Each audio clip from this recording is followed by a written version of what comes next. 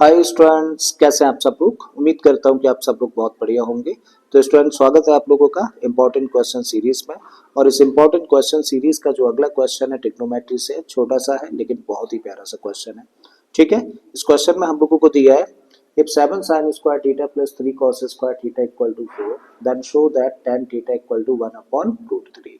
तो क्वेश्चन में देखिए हम लोगों को यहाँ पर एक कंडीशन दे रखी है। बोला गया है कि अगर 7 sin square theta plus 3 cos square theta की वैल्यू 4 के बराबर है तो इस कंडीशन के बेसिस पर प्रूव करिए कि tan थीटा की वैल्यू जो होगी वो 1 अपॉन रूट 3 के बराबर होगी। राइट, तो चलिए शुरू करते हैं और इस चीज को प्रूव करते हैं। अब स्टार्ट कहाँ से कर रहे हैं, इस गिवन कंडीशन के साथ में। तो क्या दिया है हम लोगों को दिया है 7 sin square theta plus 3 cos square theta और इसकी वैल्यू दे रखी है हम लोगों को 4। भाई हम लोग यहाँ पे इस कंडीशन में देखें ना तो दो ट्रिग्नोमेट्रिक रेशियो देखने को मिल रहा है, एक तो साइन और दूसरा कॉस। ठीक है, हम लोग क्या करें भाई, हम लोग कोशिश करके देखते हैं क्या हम लोग इस रिलेशन के बेसिस पे थीटा की वैल्यू निकाल सकते हैं।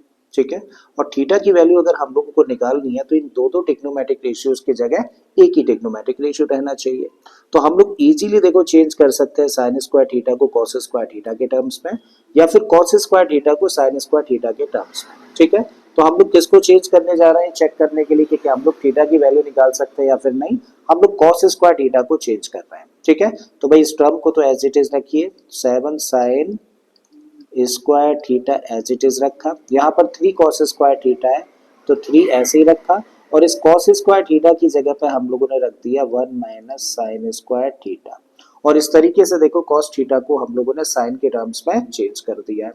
इक्वल के इधर 4 एज इट इज हम लोगों ने रख दिया। अब इस टर्म को ऐसे ही रखे हैं हम लोग 7 साइन स्क्वायर थीटा। ठीक है, ब्रैकेट के बाहर 3 है तो 3 क्या करेगा, दोनों टर्म्स को ब्रैकेट के अंदर जो दोनों टर्म्स है दोनों को मल्टीप्लाई करेगा। 3 का मल्टीप्लाई 1 में करेंगे तो मिलेगा 3 और 3 का multiply minus sign square theta में करेंगे तो माइनस का 3 साइन स्क्वायर थीटा और इक्वल के इधर क्या है, इक्वल के इधर 4 है। अब देखो 7 sine square theta minus 3 sign square theta, तो 7 साइन स्क्वायर थीटा में से 3 साइन स्क्वायर थीटा माइनस कर देंगे तो क्या बचेगा, तब बचेगा 4 साइन स्क्वायर थीटा प्लस का 3 और इक्वल के इधर 4 एज इट इज हम लोगों ने रखा। अब साइन वाला देखो ये टर्म है तो क्या करें, इस 3 को कर दें ट्रांसपोज। तो अब क्या लिख सकते हैं इसको, तब लिख सकते हैं 4 sine square theta equal to 4, इसको ट्रांसपोज करेंगे तो माइनस में आएगा और जब 4 में से 3 को माइनस कर देंगे तो क्या मिलेगा 1। और ये 1 किसकी वैल्यू निकल कर आ रही है, ये वैल्यू निकल कर आ रही है 4 साइन स्क्वायर थीटा की। अब हम लोग चाहें तो साइन स्क्वायर थीटा की वैल्यू निकाल सकते हैं इस 4 को ट्रांसपोज करके।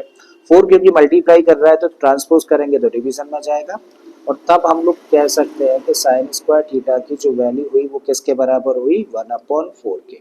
अब हम लोगों को क्या चाहिए भाई, हम लोगों को स्क्वायर नहीं चाहिए और जब स्क्वायर नहीं चाहिए मतलब स्क्वायर को हटाना है तो हटेगा कैसे, जब हम लोग दोनों साइड्स का स्क्वायर रूट लें।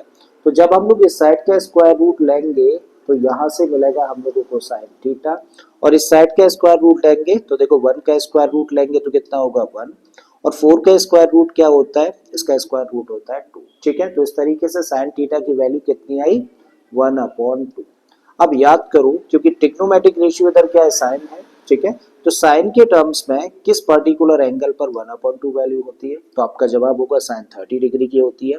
साइन 30 डिग्री होता है 1/2। तो चाहे तो इस 1/2 की जगह पे क्या रख सकते हैं हम लोग, साइन 30 रख सकते हैं। ठीक है, इधर तो एज इट इज रखिए यानी कि साइन थीटा और इस साइड में क्या लिख सकते हैं, तब हम लोग साइन 30 डिग्री। ठीक है, अब दोनों साइड्स में देखो हम लोग देख रहे हैं सेम ट्रिग्नोमेट्रिक रेशियो है, इधर भी साइन है और इधर भी साइन है, बीच में इक्वल का साइन है। ये तो तभी पॉसिबल है ना जब दोनों साइड्स के जो एंगल्स हैं वो भी आपस में इक्वल हों।